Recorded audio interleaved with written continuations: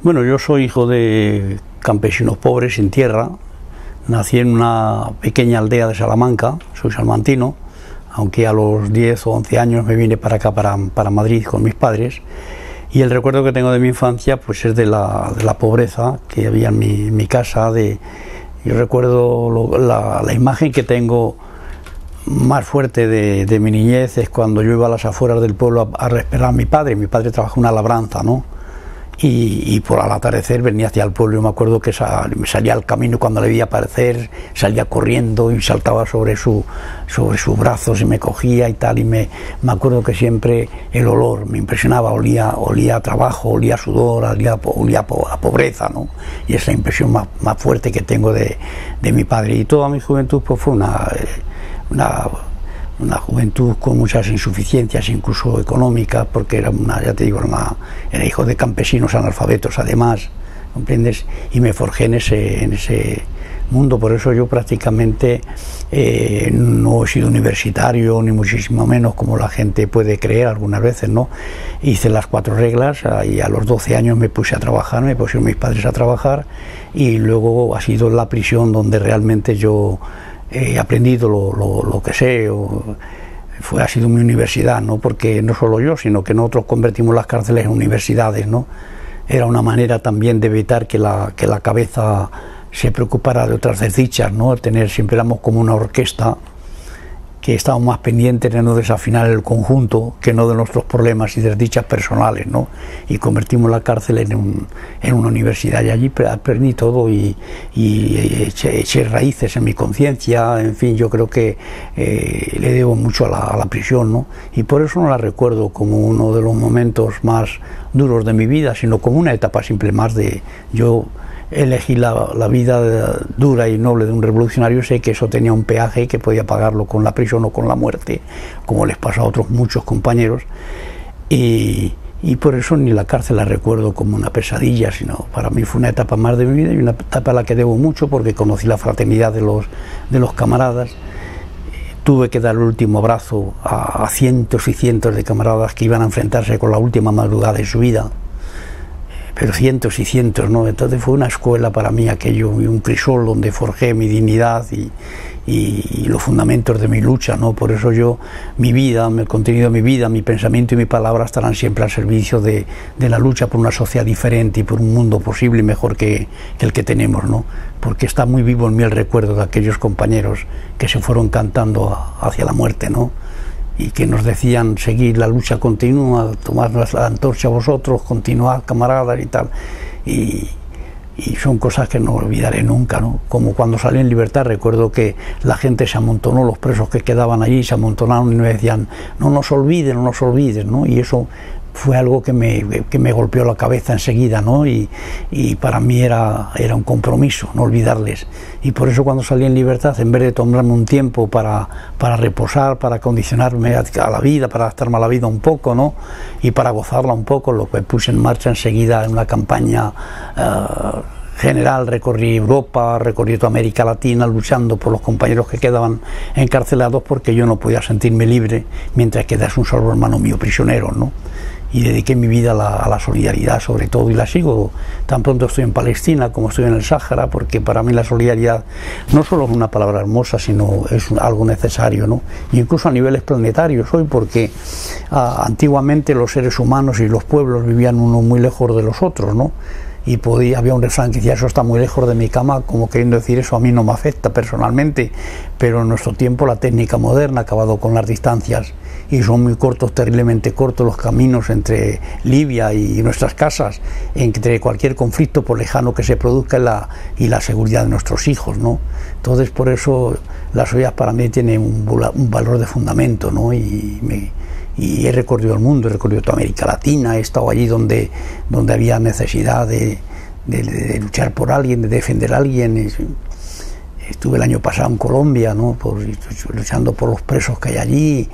Bueno, el año pasado estuve en 7 países latinoamericanos, fíjate. Y tengo 91 años, que soy un chaval de 91 años. Pero yo creo que el arte de vivir jóvenes es el arte de mantener jóvenes las ideas, ¿sabes?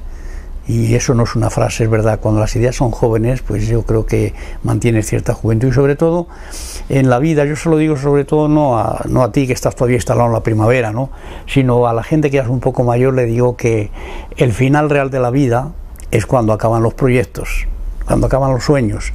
Es decir, entonces ya que es el final.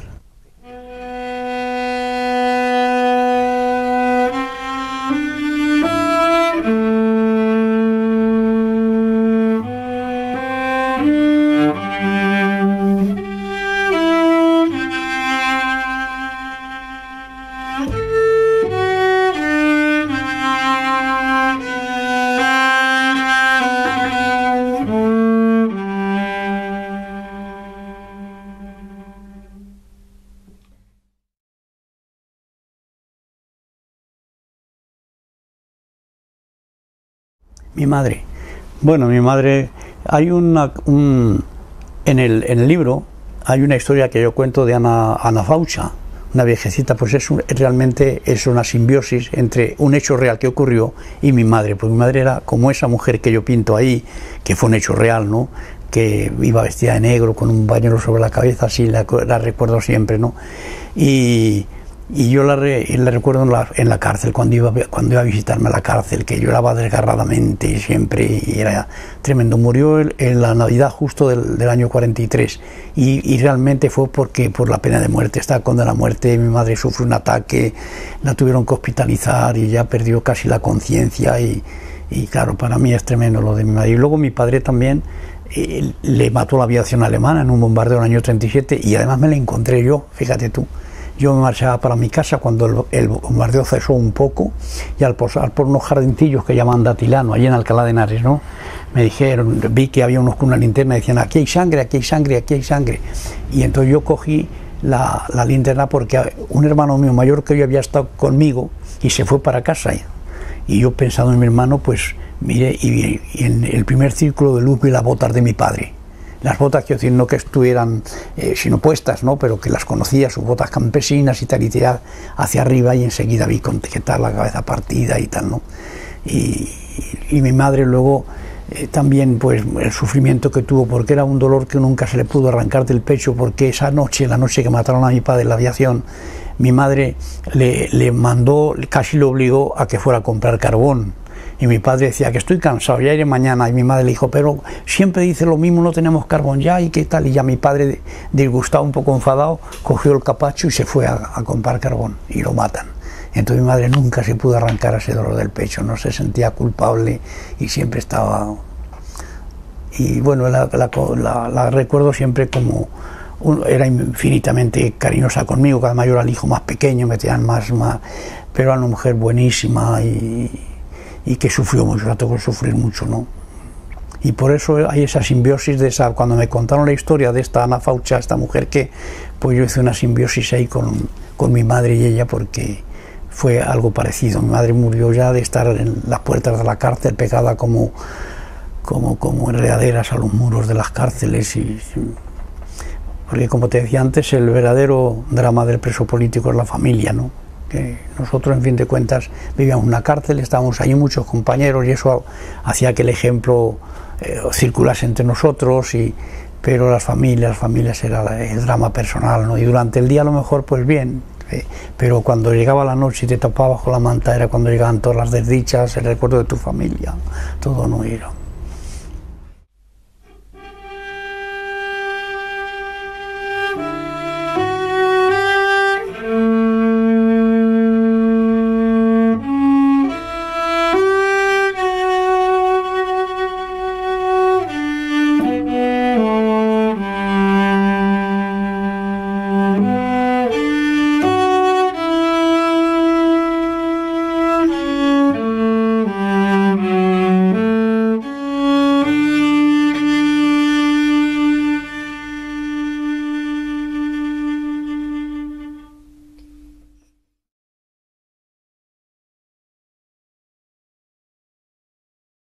Tantas madres que iban con su capachito allá a llevar lo poco que tenían a las cárceles, muchas veces se encontraban con que la devolvían el capacho, que con un poquito de comida y la veían en el capacho y la mujer les daba un ataque de llanto y de tal, porque devolverles que su hijo ya no estaba allí, que esa madrugada le habían fusilado, ¿no? Y la devolvían el paquete y eran dramas tremendos aquí. Está muy cerca de aquí la cárcel de Porlier, donde eso ocurría, ¿no? Que es fue una habilitada, un colegio de Calasancio, que ahora sigue siendo colegio de Calasancio, pero que fue habilitado para prisión durante el fin de la guerra, ¿no? Y ahí estuve yo condenado a muerte. Luego de ahí me llevaron a Ocaña, a la prisión de Ocaña, que esa sí fue una de las prisiones más duras, porque esto, como era una habilitada, estábamos todos juntos, y incluso cuando estábamos condenados a muerte, pues no es igual estar en una galería 700 condenados a muerte o 600 o 800, ¿no? Cuando tú eres visible para los demás y los demás son visibles para ti, pues hay un ejemplo que te ayuda a mantenerte, comprendes, ¿no? Pero cuando me trasladaron de allá a Ocaña ya era distinto, ahí te metían en una celda, porque Ocaña era un penal muy duro y tiene más de 1000 celdas, ¿no? Departamento celular enorme con un patio propio y todo, ¿no? Y claro, ahí es distinto estar condenado a muerte y estar en una celda solo, ¿no? Que podías andar 6 pasos adelante y 6 pasos atrás, que estabas pendiente de los ruidos, aunque desarrollas facultades. Yo siempre he dicho que, claro, el cerebro ya está eso estudiado, que trabaja con muy pocas de las posibilidades que tiene, pero ante situaciones nuevas y situaciones extremas, entonces se crean facultades, no se ponen en ejercicio facultades que normalmente no las utilizas porque no las necesitas, pero en las situaciones límites sí, ¿no? Y yo recuerdo que estando condenado a muerte, pues una de las facultades que teníamos, si éramos por ejemplo 4 o 5 en una celda, cuando llegaba el guardián con la lista y empezaba a nombrarlos, antes de que se oyera ningún sonido, por la posición de los labios, tú ya sabías si iba a decir Fernando o iba a decir Carlos. Y eso era una experiencia que la teníamos todos los presos, ¿comprendes? Solo por la posición de los labios. ¿Por qué? Porque en la cárcel se desarrolla facultades, en situaciones extremas se desarrollan facultades enormes, ¿no? Que normalmente no las usas pero están ahí, que las tiene, que el cerebro las tiene, ¿no? Y yo recuerdo que yo en la cárcel distinguía los pasos, los tenía perfectamente clasificados, ¿no? Sabía cuándo eran los pasos de un guardián que iba a hacer una requisa más o menos rutinaria, o cuándo eran los pasos de la muerte, ¿no? ¿Comprendes? O sea, tenían un espesor diferente. Eso no lo sabían siquiera los guardianes cuando daban de distinta manera, pero lo hacían de otra manera, ¿no? Y todo eso percibes esas cosas, ¿no? Es una escuela, por eso es una escuela, no solo una escuela de humanidades también, porque aprendes muchas cosas en la cárcel, sino también ya te digo que eres como un animal que desarrolla facultades extraordinarias en esas situaciones extremas, ¿no?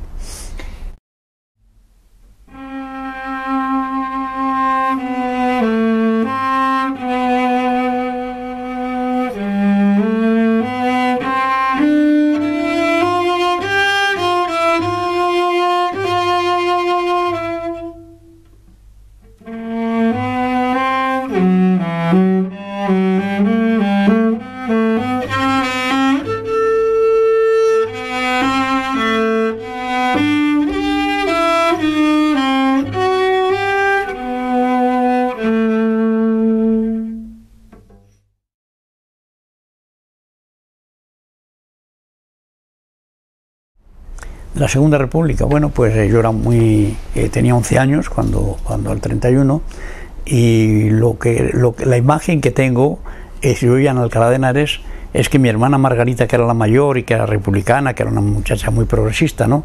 Pues me acuerdo que me llevó yo tenía 11 años, y me llevó a la Plaza Mayor de Alcalá de Henares, y me compró un gorro frigio, que vendían ahí puestos con gorro frigio y una carapela republicana, y me la puso allí. Luego después había una cosa muy que me la he recordado siempre, había unas tarjetas de Galán y García Hernández, que fueron los 2 militares republicanos que fusilaron, y tenían una virtud que no sé cómo estaban hechos, pero que lo mirabas fijamente era de noche, lo mirabas fijamente, te quedabas fijo con la mirada, y luego mirabas al cielo, lo veías en el cielo, veías se mantiene, veías las figuras serias, luego se disipaban, ¿no?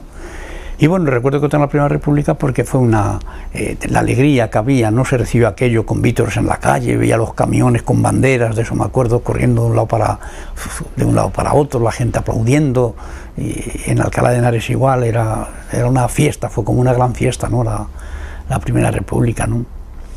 Que desgraciadamente no la arrebataron, como tú sabes, ¿no? Porque hay hoy los falsificadores de la historia, pues dicen que todos éramos culpables de aquella guerra, ¿no? Y eso es una barbaridad, porque nosotros no necesitábamos aquella guerra. Es decir, nosotros habíamos ganado no solo la República, habíamos ganado las elecciones del Frente Popular en febrero del 36, y aquella guerra nos estorbaba, ¿comprendes? No, fueron ellos los que recurrieron a los cuarteles para cerrar a sangre y fuego el proceso democrático y social que se había abierto en España con motivo del triunfo del Frente Popular, ¿no? Pero claro, ahora los falsificadores de historia pues dicen que sí, que la historia, que la guerra la creamos todos, y es una falacia como otras muchas, como cuando dicen que en los dos lados se cometieron crímenes y tal. Es verdad que en la zona, como te decía antes, en la zona republicana también hubo gente incontrolada que se tomó la justicia por su mano, pero en los primeros momentos, y que si no se puede justificar, sí por lo menos entender que las altas temperaturas de una guerra civil, cuando las pasiones están desatadas, pues hubiera gente que de una manera incontrolada se tomaron la justicia por su mano, pero eso duró un mes o 2 meses, y luego después aquello se acabó porque la República y los que militábamos pues éramos los primeros interesados en no dar esa imagen al mundo, eso desprestigiaba la República, y sin embargo, por contraste, tú sabes que ellos estuvieron matando desde el primer momento, y luego ganan la guerra y no hubo ni generosidad, al contrario, hubo un doble castigo, y siguieron matando hasta el año 40 hasta el año 75 estuvieron matando, fueron los últimos fusilamientos que se hicieron, ¿no? Entonces no se puede establecer una justicia salomónica, porque no es así, aparte de que no es igual luchar contra la libertad que defenderla.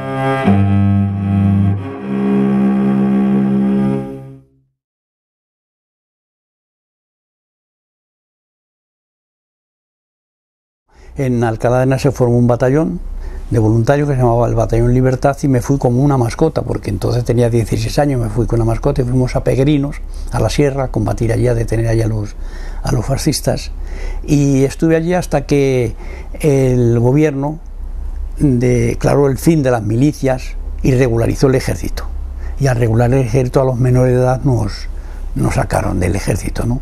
Y entonces me dediqué al trabajo era el responsable de la Juventud Socialista Unificada, la JSU, que se llamaba, era la Unión de los Jóvenes Comunistas y Socialistas, ¿no? Que éramos cerca de 1.000.000, de 700 y pico mil, éramos los afiliados, y yo era el responsable de la comarca de Alcalá de Henares, que son 42 pueblos, ¿no? Era el secretario general de la JSU allí, y seguí trabajando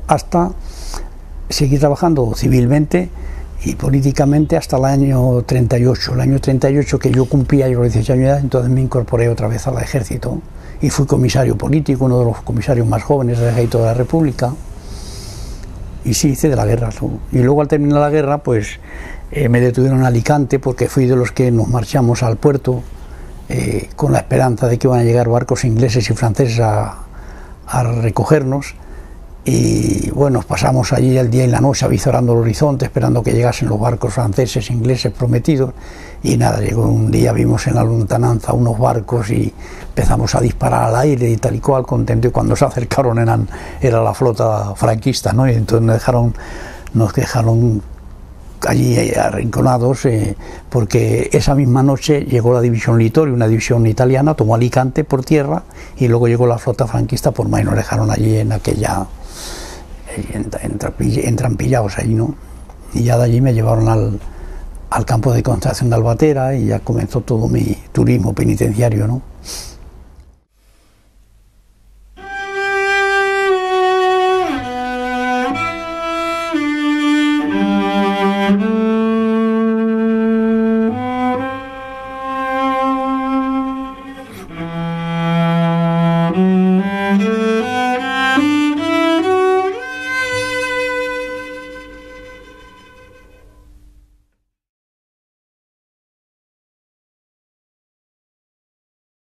Primero fuimos a Almendros, pero en Almendros tuvimos 4 o 5 días nada más.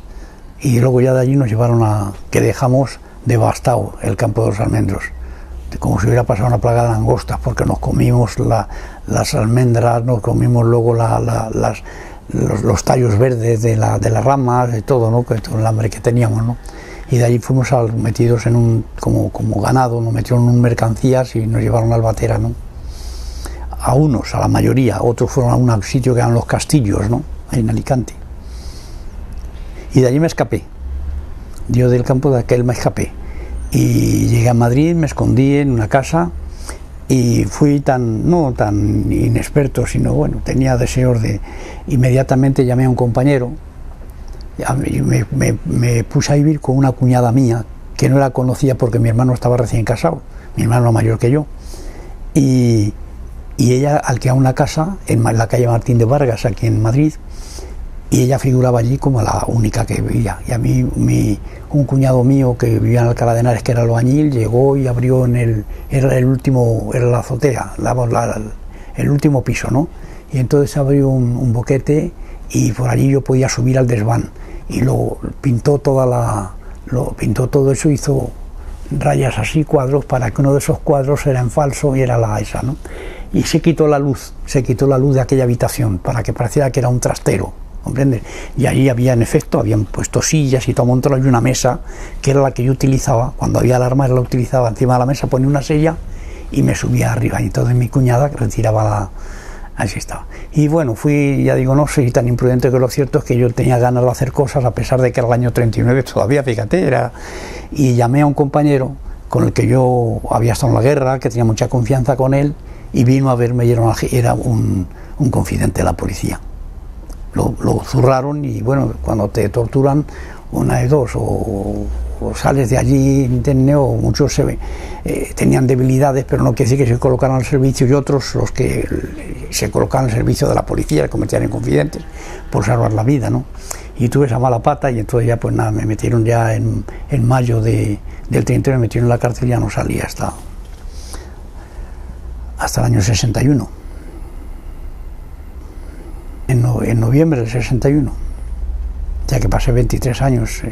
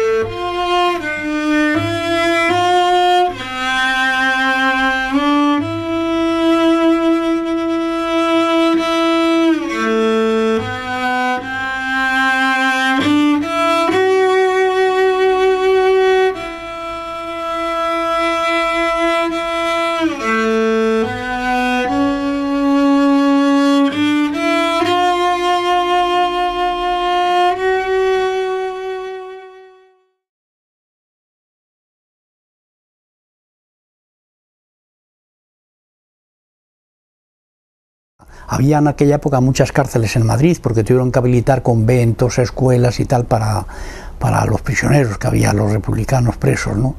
Y una de ellas fue el colegio de Calasantios de Porlier, lo convencional, y era donde los que iban a fusilar de madrugada pasaban la noche allí en Capilla. La Capilla estaba en la cárcel de Porlier, y lo que recuerdo es que con la mañana, cuando ya los habían fusilado y nos sacaban a limpiar las celdas de capilla donde habían estado ellos. Y yo me acuerdo que era voluntario, me hacía voluntario para limpiar porque siempre había algún mensaje. Y nosotros hicimos donde la pared vertical se junta con el suelo, abríamos con una cuchilla, abríamos una raja allí, ¿no? Y la hacíamos profunda. Y todos los que estábamos con la muerte sabíamos que eso existía, para que allí pudiéramos dejar nuestra nota de capilla para nuestras familias, para los compañeros, para tal, ¿no? Y lo que recuerdo es que por día te digo que vi la saca mayor que vi en un día, en una noche, fue 105, en una noche, 105 personas fusiladas. Pero entonces se fusilaba todos los días menos los sábados.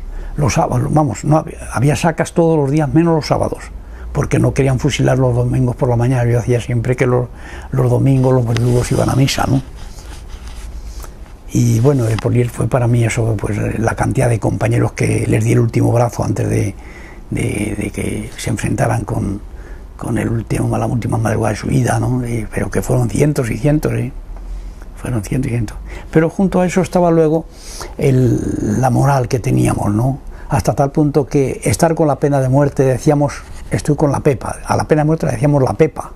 Y tú cómo sería que hicimos un himno que lo cantamos ahí, los guardianes se quedan alucinados porque sabían que, y antes de subir por la mañana bajabas al patio con alegría porque sabías que tenías 12 horas de vida, ¿no?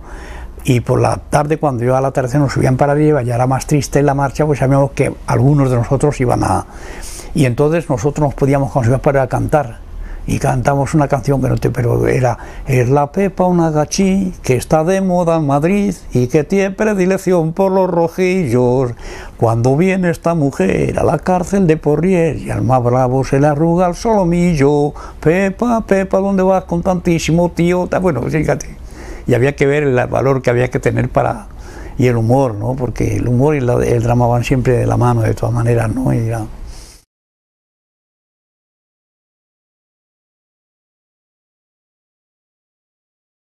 Te trataban mal, pero la tortura la hacían en las comisarías, ¿no? Y cuando por alguna razón había un intento de fuga o alguien, pues los llevaban a diligencia, se llamaba. Cuando decían fulano de tal con una manta que salga, ese iba a diligencias, a la comisaría, y ahí sí eran donde eras torturado. En la cárcel lo que pasa es que te trataban mal, comprendes, o te metían en el calabozo por cualquier cosa, en celdas por cualquier... Pero en Polier no, porque no había celdas. Te llevaban a un sitio que llamaban la provisional, que era la parte baja de un semisótano, ¿no? Pero, bueno, pero ya te digo, cuando yo lo peor lo pasé en Ocaña, que estaba solo cuando la muerte, o con dos compañeros, eso sí que es difícil, ¿no? Pues ya te digo, cuando estás en grupo, cuando ves todo es más fácil, aunque no modifiques el hecho final. Si te sacaban, pues bueno, te sacaban, ¿no? Pero yo creo que te ayudaba también a salir con entereza, ¿no? Porque a mí muchas veces me preguntan algunos periodistas o los amigos, y cuando estabas, ¿qué pensabas tú cuando estabas con la muerte, ¿no? Que era un chaval, ¿no? Y yo, es verdad, le digo la verdad, pues yo lo que pensaba es que si llegaba mi hora, que tuviera valor para salir bien, porque había de todo. Había gente, no que se pudieran al servicio del enemigo, ¿no? Porque de todas maneras no iban a salvar su vida por eso, ¿no? Pero gente que a lo mejor les fallaba y se venían abajo, se mareaban, había que sacarle. Y yo era siempre pensar que tenga fuerza para salir bien, para dar un viva a la República, para dar un saludo a mis camaradas, para despedirme a mis camaradas, que salga de pie con dignidad. Eso es lo que me daba vueltas en la cabeza siempre cuando estaba con una muerte. Y estuve 2 años que se hice bien, ¿no? 2 años con una muerte bien.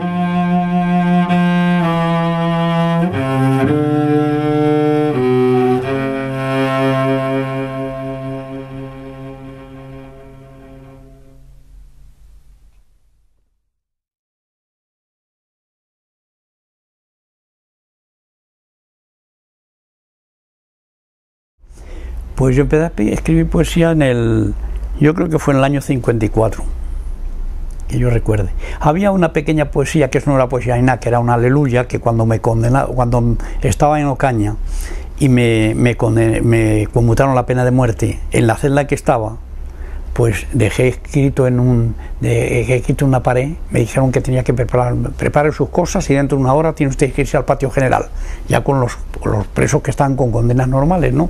Y yo me acuerdo que en la pared me entretuve en poner: 2 veces vino la muerte y 2 se fue arrepentida, dicen que se fue ofendida porque no doblé mi frente, por eso dejó mi vida.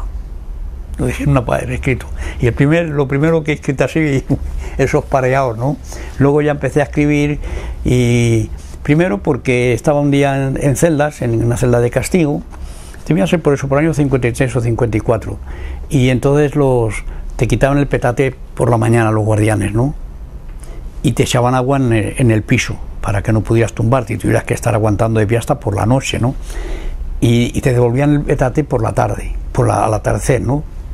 Y claro, los guardianes no cargaban con el petate, eran los presos que tenían destino en celdas, unos presos que tenían destino en celdas, que redimían condena por eso, los que llevaban el petate. Entonces ellos aprovechaban siempre para el petate en un costado, estaba abierto, en el costado del petate, en un costado estaba abierto, y por ahí ellos metían algo de comida y tal, y pasaban, ¿no?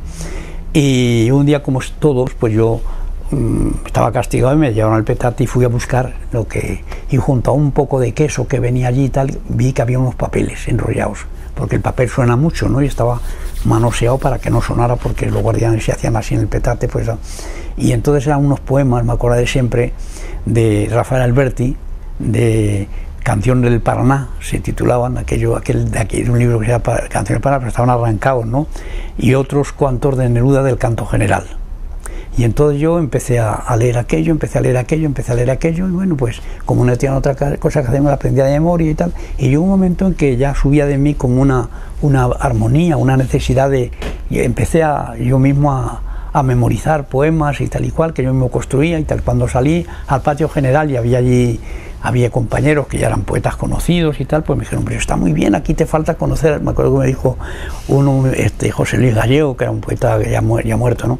Dice: te falta conocer un poco más la carpintería del poema, pero el sentimiento y el estremecimiento que tienen estos poemas es extraordinario y tal y cual. Entonces él mismo me ayudó ya a escribir y a conocer la carpintería, que es la construcción del poema, ¿no?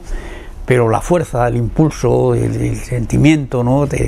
Estaba allí ya, ¿no? Y entonces ya empecé a escribir y ya me di cuenta que era una forma de extender también nuestra situación y también luchar por la libertad de los compañeros y por la mía misma. Y entonces escribí muchísimos poemas, más de un centenar, recorrieron el mundo, y eso contribuyó evidentemente a nuestra... porque eso se hicieron libros en América Latina que los prologaba Neruda o comprendes, o en Francia Aragón, Luis Aragón, en fin, y todo ya, pues entonces ya más eso contribuyó a que fuera una persona conocida, comprendes, que ya pues como Marcos Ana, porque nunca supieron la policía, eso nunca supieron que mientras yo estuve en la cárcel que yo era Marcos Ana. Ellos sabían que era alguien que decía que era un preso, incluso hasta una vez hubo un artículo en un periódico que decía que Rafael Alberti había tomado como diría yo, la idea de la imagen de un muchacho que estuvo muchos años en la cárcel para escribir como si él fuera y tal y cual, pero que no lo sabían. Y lo supieron pues cuando salí en libertad, que yo recuerdo que cuando salí en libertad fui a casa de mi hermano a vivir, ¿no? Y mi hermano tenía un amigo que era policía, un inspector de policía, y aunque eran, claro, las ideologías, pero eran amigos de siempre, y cuando yo salí dijo: dile a tu hermano que tenga cuidado, que tiene vigilancia, así que no cometa ninguna tontería porque vuelva a la cárcel, ¿no? Y entonces, en efecto, yo me di cuenta que en un bar que había frente a la casa de mi hermano, que vivía en la calle Monederos, pues siempre había 2 personas ahí que me las encontraba algunas veces cuando paseaba yo por Madrid. Y entonces yo, pues claro, tenía mucho cuidado, primero porque no me cogían ningún renuncio, y segundo porque tenía prohibido meterme en ningún lío, porque el aparato clandestino iba a venir a por mí. O sea, yo en la cárcel, que teníamos relaciones, establecidos contactos con París y eso, clandestinos, ¿no? A través de nuestras familias, que eran como una especie de puente entre nuestras cárceles y el mundo, yo sabía que que el aparato clandestino me iba a sacar de España, ¿no? Entonces no podía cometer ninguna, y hacía una vida de tonto, ¿no? Pasear, meterme en un cine y tal y cual, y eso y tal. Pero resulta que cuando ese amigo mío que era inspector de policía, ese amigo de mi hermano que era inspector de policía, le contaba que un día le llamó a estos policías y les preguntó con un poco de sorna, les dijo: ¿qué vida está haciendo este hombre? Y dice: nada, una vida normal, la de siempre. Y dice: sí, tan normal que anoche ha hablado para Radio París, y además es Marcos Ana. Fíjate.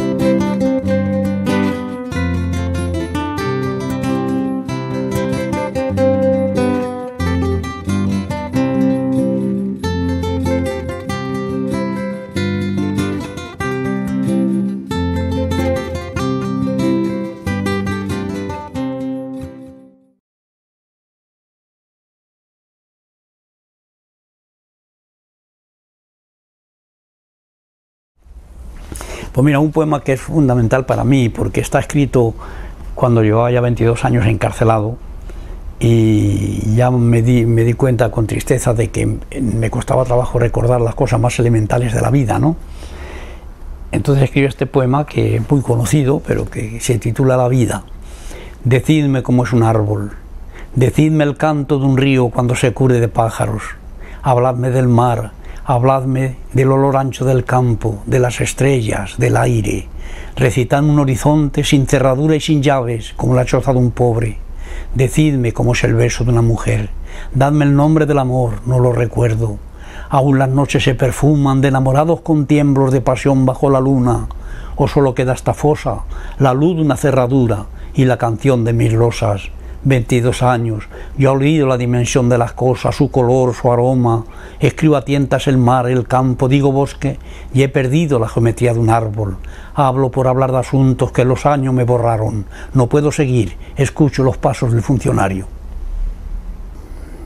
Y es verdad, llegaba el guardián y yo quise continuar el poema al día siguiente y dije: no, pero si tiene un fin natural, a las circunstancias en que está así. Ah, no sabía yo que era verdad que justo llegaba el funcionario. Sí, claro, no puede, claro, y por eso yo al día siguiente pensaba continuar el poema, pero me di cuenta y dije: no, hablando además con otros amigos, ahí dice: no, pero coño, si es las circunstancias en las que vivimos, entonces tiene que ser así, ¿no?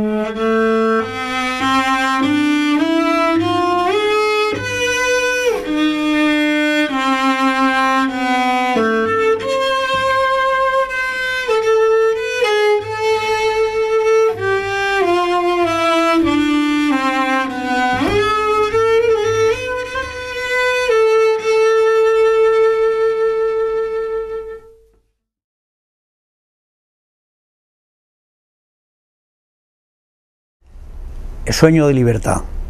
Si salgo un día a la vida, mi casa no tendrá llaves, siempre abierta como el mar, el sol y el aire, que entren la noche y el día, y la lluvia azul, la tarde, el rojo pan de la aurora, la luna, mi dulce amante, que la amistad no detenga sus pasos en mis umbrales, ni la golondrina al vuelo, ni el amor sus labios, nadie, mi casa y mi corazón nunca cerrados, que pasen los pájaros, los amigos, el sol y el aire.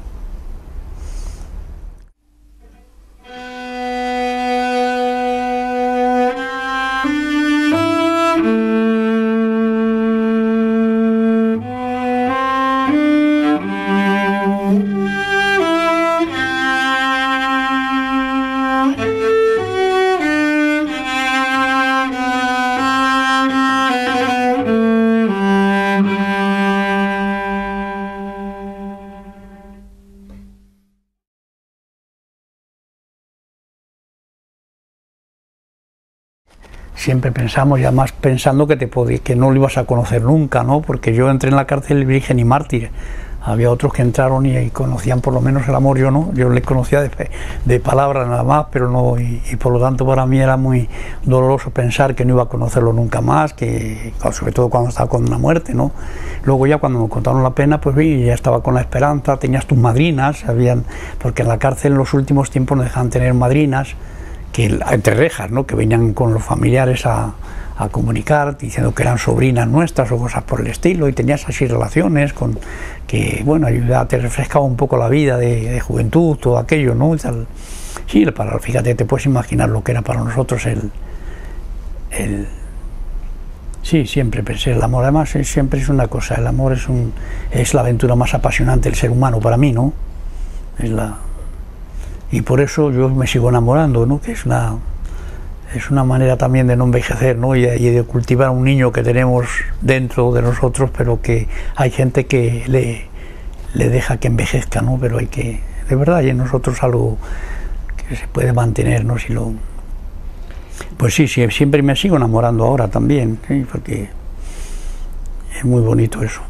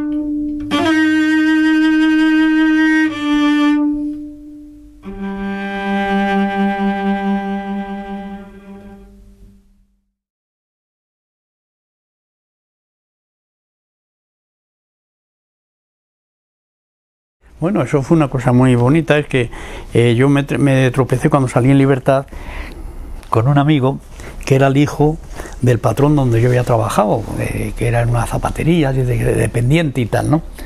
Y me encontré con él y era un hombre, claro, que tenía dinero y que era de derechas, por supuesto, pero que a mí me apreciaba mucho, ¿no? Incluso me habían llevado comida a la cárcel, la familia de él, ¿no? Y entonces se puso muy contento al verme y me llevó pues a pasar una noche por ahí. Vamos a pasar una noche, que vivas un poco y tal y cual. Y yo hasta me parecía inmoral, ¿no? Compensa aquello de que yo, porque me iba a cabarets, a sitios que él frecuentaba, ¿no? Y bueno, yo sin embargo me parecía que inmoral aquello, pero al mismo tiempo estaba excitadísimo viendo allí a unas muchachas que de una manera provocativa iban de un lado para otro y tal, hasta que ya él se me dice, mira, me tengo que marchar porque tengo gente a cenar a casa, ¿no? Y entonces se metió para adentro y volvió con una muchacha, como lo cuento ahí en el libro, se metió con una muchacha y la dio 500 pesetas y le dijo, mira, para que te vayas con para que pase la noche con este hombre. Y yo cuando me quedé con ella hubiera deseado que me tragase la tierra, ¿no? Porque no estaba ya acojonado sin saber qué hacer. Y ella me dice, ¿qué nos vamos?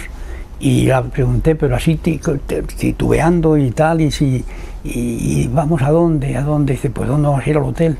Y le dije, pero así, sin conocernos de nada y tal y cual, y claro, pues para una prostituta que está acostumbrada a resolver sus problemas en 3/4 de hora, pues no entendía aquello, ¿no? Y ya yo la dije, pero casi humillado, le dije, mira, es que yo no he estado nunca con una mujer, yo no soy la mujer nunca, yo me gusta, pero acabo de salir de la cárcel, he pasado 23 años y entonces aquella prostituta se humanizó y me dijo, bueno, yo voy a perder contigo unas cuantas pesetas esta noche, porque quería decir que me dedicaba la noche. En efecto, me llevó a la calle Chegaray, me acordaré siempre, aquí en Madrid, la calle Chegaray, que era una calle donde había muchos hoteles que las utilizaban ellas pero ella vivía en un hotel, ¿no? Y en un hotel de esos, y nada, pues fue la primera vez que primero me invitó a cenar a la Plaza de España, un edificio alto, que no sé si ahora sigue siendo un restaurante, pero al último piso que era un restaurante. Y entonces aquella prostituta me acuerdo que cuando yo la contaba las cosas, pero yo la hablaba como si de repente me hubiera encontrado con mi madre y sobre su regazo la contase todas mis desdichas, todas mis penas y tal, ¿no? Y la pobre aquella chica lloraba, me cogía las manos, me la besaba y tal y cual, y bueno, después, cuando ya eso dije, nos vamos ya al hotel, y ella veía que estaba todavía embarazado, yo así un poco, y dice, tú no te preocupes, tú no tienes que hacer nada, lo voy a hacer yo todo. Lo voy a hacer, tú no te preocupes. Y en efecto, fuimos allí y bueno, con ella con la mayor ternura y tal, pues fue el primer amor de mi vida, ¿no? En realidad, ¿no? Y la primera vez que hice el amor físicamente. Y fue un recuerdo que luego después no se me ocurrió tratar de buscarla, porque yo, bueno, fíjate, 20 y tantos años después vuelvo aquí, ¿no? O más, o mucho más.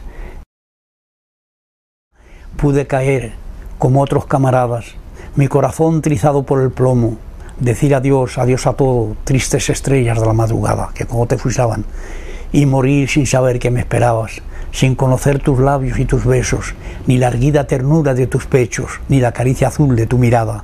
Nací para quererte, estaba escrito, en la raíz de un sueño y en tus manos, tejiendo aquella flor que me ofreciste. La mañana era azul, y quedó herido mi viejo corazón enamorado de un amor imposible, lo más triste.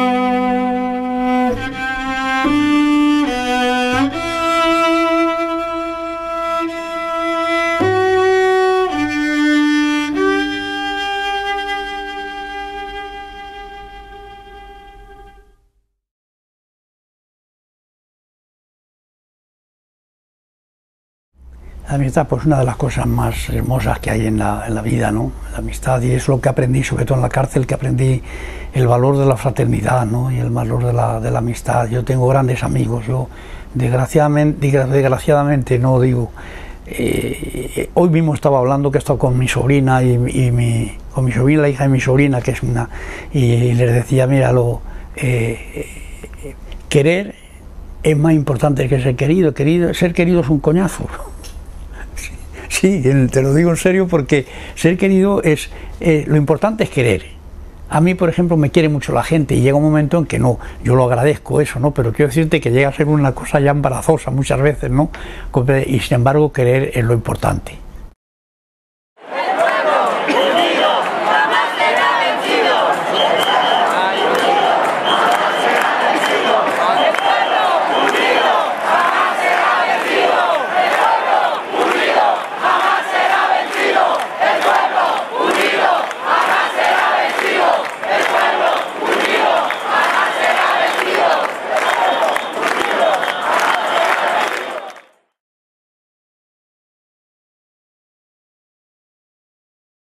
Yo creo que es muy interesante, yo creo que es un despertar de la juventud y me parece que es interesantísimo, ¿no? Eso demuestra que la juventud es imprescindible y que cada generación, como te decía antes, tiene la razón de su tiempo.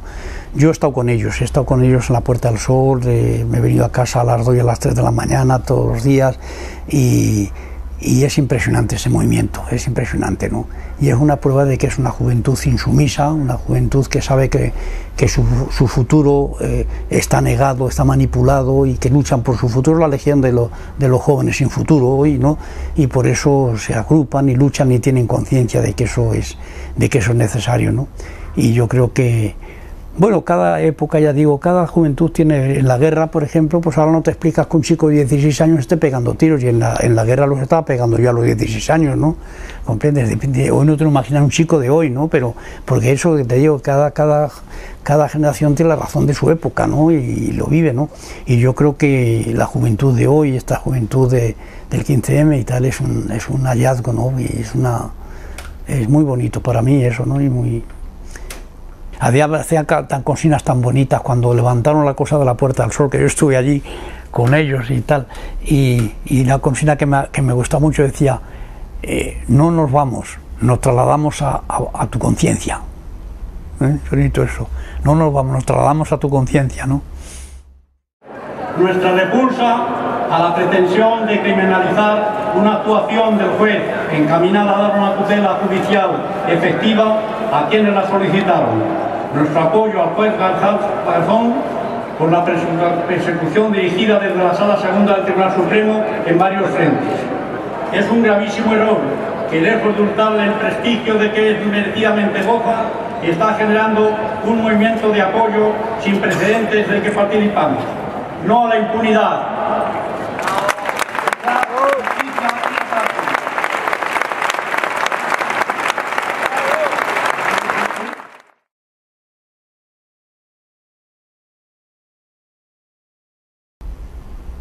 Pues la memoria histórica es acabar con la ley de impunidad, por un lado, ¿comprendes? Que hay impunidad para los que han cometido los crímenes contra los republicanos, acabar con esa impunidad que existe hoy y establecer una memoria que dignifique a los que hemos luchado por la libertad y lo que hemos traído esta democracia, con que sea todavía una democracia inmadura, nos permite vivir, ¿no? Sin ahora, por ejemplo, hacer esto sin miedo a que llame la policía en la puerta, ¿no? Entonces, aunque sea una democracia inmadura, pero sin embargo esta libertad es... Lo que pasa es que la libertad, si no va liada con la justicia, es un término vacío, ¿no? Puede ser una cáscara de nuez. Por eso hay que decir libertad y justicia. Queremos libertad y justicia porque libertad, ¿qué es libertad? La libertad, comprendes, si no va liada con la justicia no es nada importante, ¿no? Y por eso que siempre hablamos nosotros de libertad y de justicia, ¿no? Y la memoria histórica, pues yo creo que es eso, reconocer la memoria de los que hemos luchado por transformar esta sociedad y lo que seguimos luchando porque... Y sin embargo la que está viva todavía es la memoria de los vencedores, que está todavía en como te decía antes, está en los engranajes del Estado todavía, en el aparato, en el Tribunal Supremo, en muchos sitios está todavía. ¿Por qué? Porque la transición no movió nada, no cambió ni una hoja, ¿comprendes? Entonces está vivo todo. Son los mismos jueces que nos condenaron, o los hijos, ¿comprendes?